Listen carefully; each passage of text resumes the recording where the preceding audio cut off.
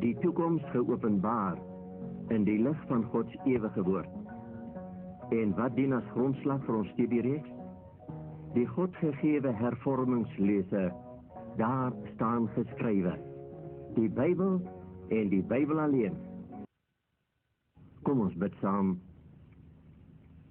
Liefdevolle Meester, U is die openbaarder van geheime, waar U deurboorde hande vir ons die gordyne van die toekoms wegtrek, is ons dankbaar dat U self vir ons die slagveld van die Antichrist aandui, wat hom reeds lankal voorberei vir die finale botsing met U. Ons het U so nodig, liggaamlik, geestelik en verstandelik. Terwyl U ander roep, o Heiland, gaan ons nie verby. Amen. Wanneer ons die toekoms instaar, sien ons dat daar geweldige dinge op hierdie planeet afstuur. Die Satan beplan sy laaste oorlog teen die kinders van God. Van die dinge wat spoedig gaan gebeur, is ons konfrontasie met die Antichrist die gebeurtenis van die heel grootste prioriteit. Die twee belangrikste stede volgens Openbaring 13 is die Vatikaanstad en Washington. In die toekoms troon hulle bo al die ander stede van die wêreld uit. Wanneer die magte in hierdie twee stede saam begin beweeg, beweeg die hele wêreld saam met hulle na die tonele van die oordeelsdag toe. Die aarde is dan onherroepelik op pad na Armageddon en die einde toe. Die Heilige Gees het deur die profeet Johannes aan ons geopenbaar wat die slagveld van die toekoms gaan wees. Ons lees dit weer, omdat dit so uiters belangrik is. Hier kom die leidsaamheid van die heiliges te pas. Hier is hulle wat die gebooie van God en die geloof in Jesus bewaar. Vriende, hierdie is die God geopenbaarde kenmerke van die gelowiges, wat nie die merkteken van die Antichrist op hulle gaan hê nie. Hulle het die geloof in Jesus, en hulle bewaar God gebooie. Daar staan dit kort en klaar en baie duidelik. Omtrent die geloof in Jesus is daar onder fundamentele Christene nie 'n wesenlike probleem nie, want almal glo in Jesus. Maar omtrent die gebooie of die heilige wet van God het daar reeds 'n Babelse verwarring losgebars. Daar heers 'n duiwel geïnspireerde rebellie teen die heilige wet van God. En eienaardig genoeg, hierdie rebellie is veral teen die 4de gebod van God gemik. Predikante en geestelike leiers maak botsende verklaringe hieroor, skrywe met groot vuur dat die 10 gebooie aan die kruis genaal is, dat Jesus vir ons die einde van die wet is. Nadat een so 'n geestelike onlangs bewys het uit die Bybel, dat die 10 gebooie, al 10 van hulle aan die kruis vervul, afgeskaf en tot niet gemaak is, sê hy ten slotte dat dit hom plesier sou verskaf, om aan enige gelowige 9 van die 10 gebooie uit te wys in die Nuwe Testament. Met ander woorde, al 10 is vervul, maar 9 het weer van krag geword, want sonder hulle verval ons in chaos. Hierdie geestelike het 9 gebooie plus Sondag, wat tog ook weer 'n Sabbat gemaak is, want daar is selfs Sondagswette om 'n rustdag af te dwing op die mense. Vriende, ons gaan strenger Sondagswette in die toekoms kry, om Sondagsrus verpligtend op alle mense te maak. Dit gaan lei tot vervolging. Daar is natuurlijk heel wat vrae by baie gelowiges oor die wet, en hierdie vrae moet opgelos word. U weet, selfs die apostel Petrus het moeilikheid gehad met mense wat die geskrifte van die apostel Paulus verkeerd geïnterpreteer het. Hy skryf, hy, Paulus, spreek daarin oor hierdie dinge, waarvan sommige swaar is om te verstaan, wat die ongeleerde en onvaste mense verdraai, net soos die ander skrifte, tot hulle eie verderf. Ons moet baie versigtig wees, dat ook ons nie die woorde van Paulus tot ons eie verderf verdraai nie. Ons besef ons het in die geskrifte van Paulus 'n probleem met die wet. Ons lees byvoorbeeld, die wet was dus ons tugmeester na Christus toe, maar nou dat die geloof gekom het, is ons nie meer onder 'n tugmeester nie. En verder lees ons, deurdat hy in sy vlees die vyandskap tot niet gemaak het, naamlik die wet van gebooie, wat in insettinge bestaan. Efesiërs 2 vers 15. Dus, die wet is afgeskaf. Dit is tot niet gemaak. Paulus praat ook van die nutteloosheid van die waarneem van dae, wat skaduwees was, wat in Jesus vervul is. Paulus praat van hierdie dinge, ja. Ons moet echter oppas, dat ons nie in die kategorie val van die ongeleerde en onvaste mense, wat die woorde van die apostel Paulus verdraai, en dan te laat ontdek dat ons glad nie geweet het waarvan Paulus gepraat het nie. Jesus sê byvoorbeeld, nie elkeen wat vir my sê, Here, Here, sal in die koninkryk van die hemel ingaan nie, maar net hy wat die wil doen van my Vader wat in die hemel is. Baie sal in daardie dag vir my sê, Here, Here, het ons dan nie in u naam gepreek nie, deur u naam duivels uitgedryf en deur u naam baie wonders gedoen nie. Dan sal ek openlik vir hulle sê, ek het julle nooit geken nie. Gaan weg van my af, julle wat die wet van God oortree. Eerstens wil ons dan weet, hoe moet ons Paulus verstaan waar hy oor die wet skryf? Het die wet verander met Jesus se dood? Ja, beslis. Daar was 'n wetsverandering by Golgotha. Kom ons lees dit. Want met die verandering van die priesterskap kom daar noodsaaklik ook verandering van wet. Hebreërs 7 vers 12. By die kruis het beide die priesterskap en die wet wat daarmee saamgaan verander. Nou waarom was daar 'n priesterskap in die Ou Testament, vra ons? Kom ons lees Hebreërs 5 vers 1. Want elke hoëpriester wat uit die mense geneem word, tree ten behoeve van mense op om gawes en offers vir die sondes te bring. Sien u, die priesterskap en die offerandestelsel is ingestel omrede van die sonde. Dit is eintlik so vanselfsprekend nie waar nie. As daar nooit sonde was nie, sou daar nooit 'n priesterskap en offers gewees het, soos daar wel in die Ou Testament was nie. Sonde het die priesterskap en die tabernakeldiens met sy offers genoodsaak. Kom ons maak nou 'n klein diagram om hierdie dinge goed te kan verstaan. Aan die regterrand van die diagram skryf ons priesterskap, wet. Maar voordat daar 'n priesterskap was, was daar sonde, of nie? Ja, daar was. Dus skryf ons dit by. Sonde aan die linkerkant, priesterskap, wet aan die regterkant. Nou kan ons die vraag vra, wat is sonde? Gelukkig gee die Bybel ons die antwoord hiervoor. Elkeen wat die sonde doen, doen ook die wetteloosheid, want die sonde is die wetteloosheid. 1 Johannes 3 vers 4. Die Nuwe Afrikaanse vertaling sê, elkeen wat sonde doen, oortree die wet van God. Sonde is immers oortreding van die wet van God. Dit is baie duidelik, is dit nie? Daar moet dus 'n wet wees voordat daar sonde kan wees. Eers as jy die wet van God oortree, doen jy sonde. Paulus sê vir ons, maar waar geen wet is nie, daar is ook geen oortreding nie. Romeine 4 vers 15. Ons gaan dus nou voort met ons diagram. Hy lyk nou so. Wet, sonde aan die linkerkant, priesterskap, wet aan die regterkant. Wat sien u in hierdie diagram? O, dat daar 2 wette is. Een voor die sonde, want die oortreding daarvan is sonde, en die ander wet na die sonde, omrede van die sonde. Volg jy dit? Miskien is die tweede wet vir u onduidelik. Ek verduidelik. Die tweede wet sê wat gedoen moet word vir die gepleegde sonde. Ons vergroot ons diagram en dit lyk nou so. Wet nommer 1, sonde. Priesterskap, wet nommer 2. En dan gaan ons verder. Wet nommer 1, voor die sonde. Wet nommer 2, na die sonde. En dan gaan ons verder met die diagram. Wet nommer 1 sê wat sonde is. Wet nommer 2 gee die voorskrif vir die sondaar.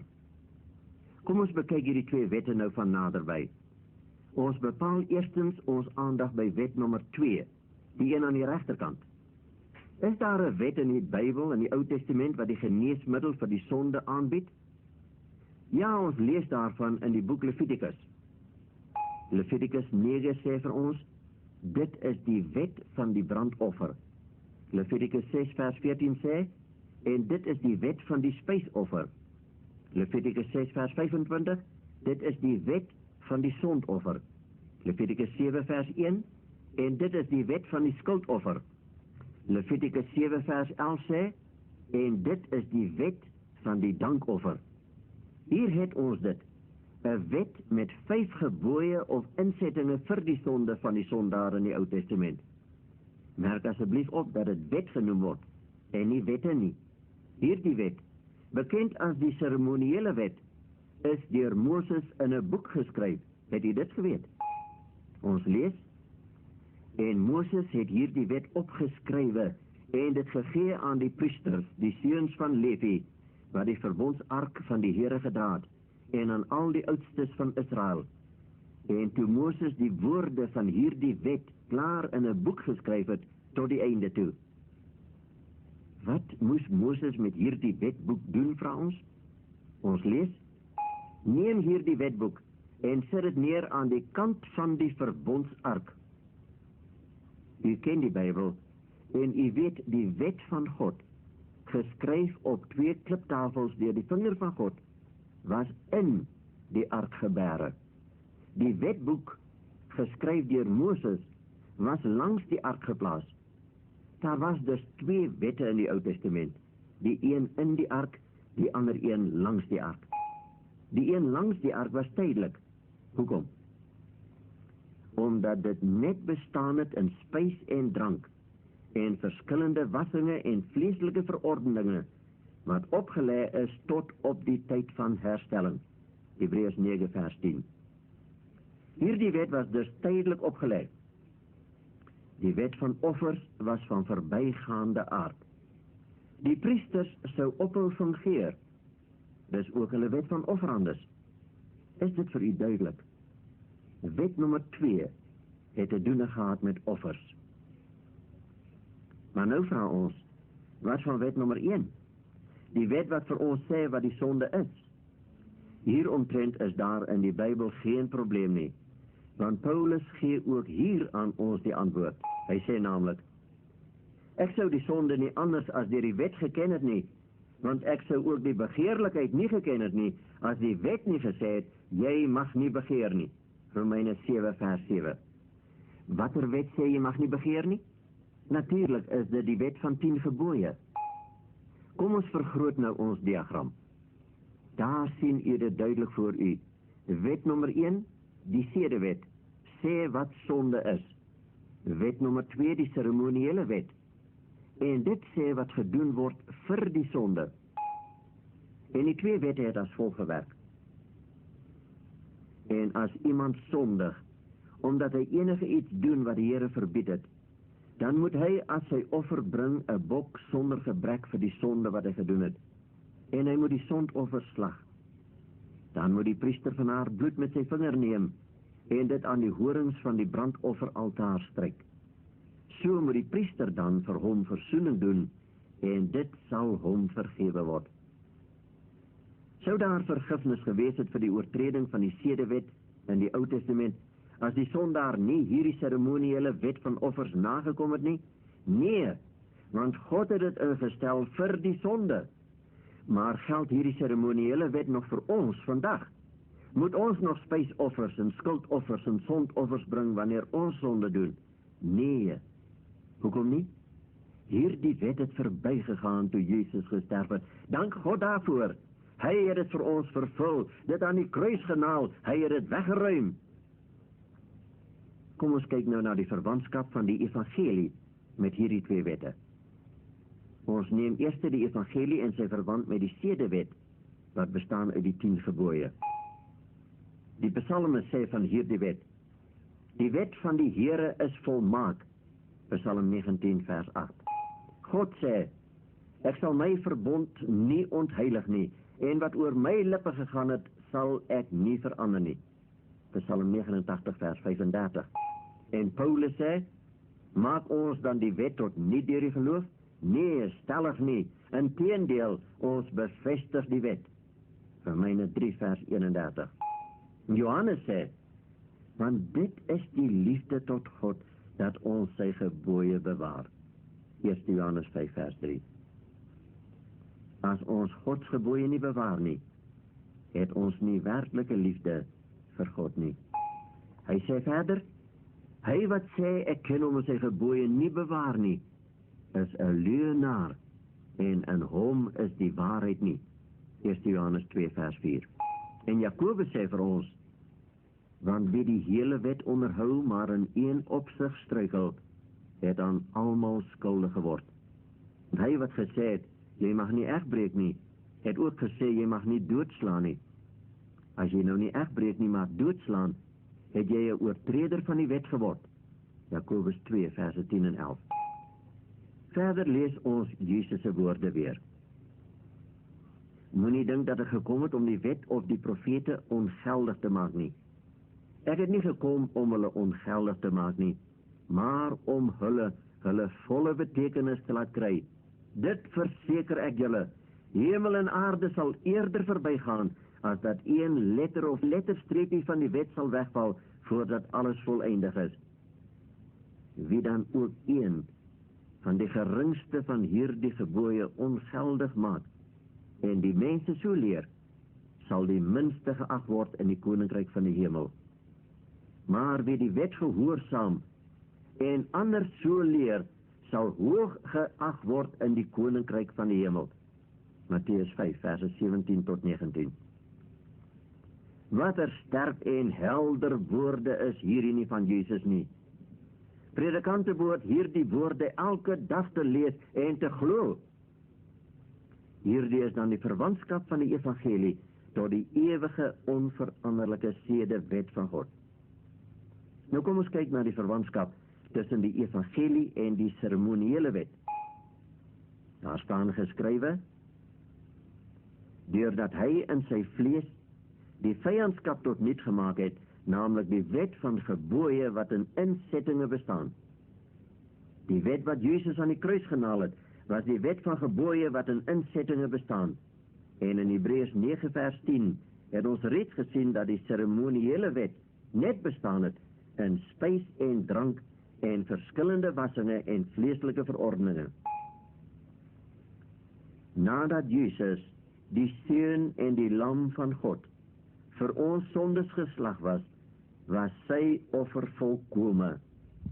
Die bloed van bokke en lammers het net gewys op Jesus se bloed. Hulle was skaduwees, wat saam met die priesters en die wet van offerandes moes verbygaan. Hulle het gevolglik verdwyn. Dit is tot niet gemaak. O, dank God daarvoor. Dank God vir die volmaakte offer van Jesus Christus. En Paulus sê verder van die seremoniële wet. En die skuldbrief teen ons, wat met sy insettinge ons vyandig was, uitgedelg en weggeruim het, deur dit aan die kruis te naal.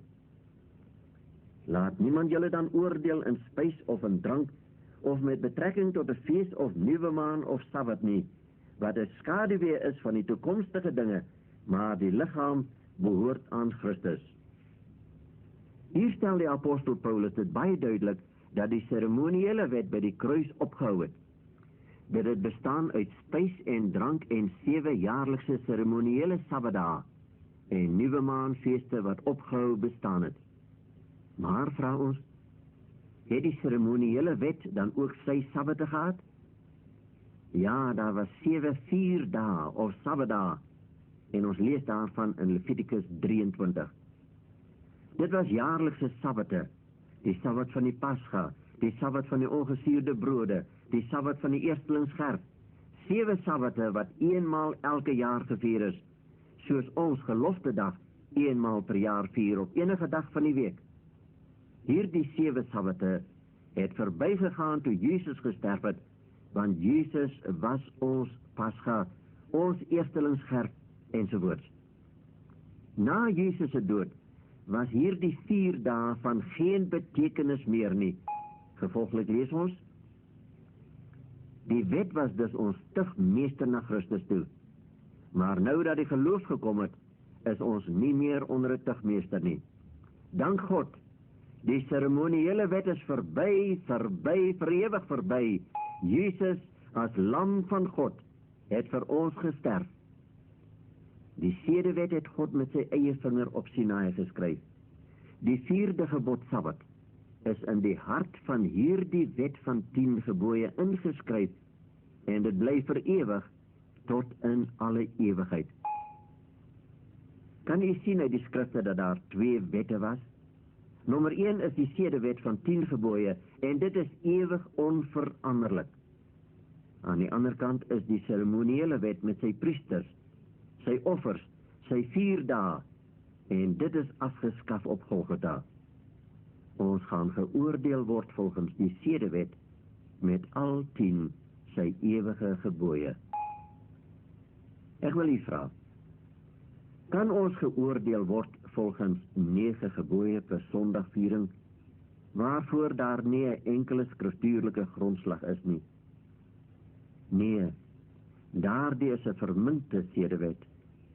Ons gaan geoordeel word volgens die 10 gebooie, soos die Bybel dit aangee, en soos ons dit van die kansel af hoor, elke week.